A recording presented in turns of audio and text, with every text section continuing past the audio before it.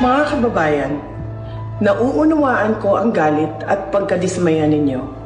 Nauunawaan ko ang galit ng taong bayan sapagkat sa nakalipas na ilang buwan, bago pa man sumabog ang issue sa flood control, madalas na akong nakikipag-usap at nakikinig sa mga hinaing ng ating mga kababayang overseas Filipinos ukol sa transparency, accountability, peace, at security.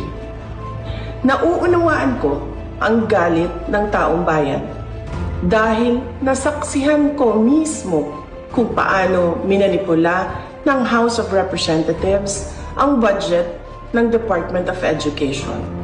Sa halip na sundin ang listahan ng DepEd upang matugunan ang malalang kakulangan sa classrooms, misulang ginawang pork barrel ang pondong nakalaan para sa kabataang Pilipino at pinaghati-hatian ng mga kongresistang malapit sa mga makapangyarihan. Pinili kong huwag sumali sa panggagago sa taong bayan. Sa aking pagbitiw bilang kalihim ng DepEd, ininda ko ang kaliwat kanan na atake kasama na ang impeachment para lamang mapagtakpan nila ang katiwalian sa 2025 budget. The President now faces a profound crisis of confidence, especially in the way these corruption investigations are being handled, which appear to lack both direction and result.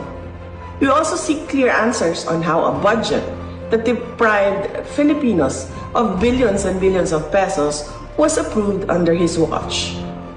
Kaisa ako ng milyong-milyong Pilipino na dismaya at nandidiri sa pamahalaang lulong sa insekuridad at walang kabusugang kasakiman.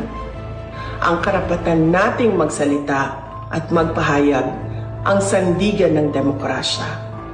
Dapat itong pakinggan ng pamahalaan, hindi para isang tabi at baliwalain lamang. We Filipinos deserve better. Shukran.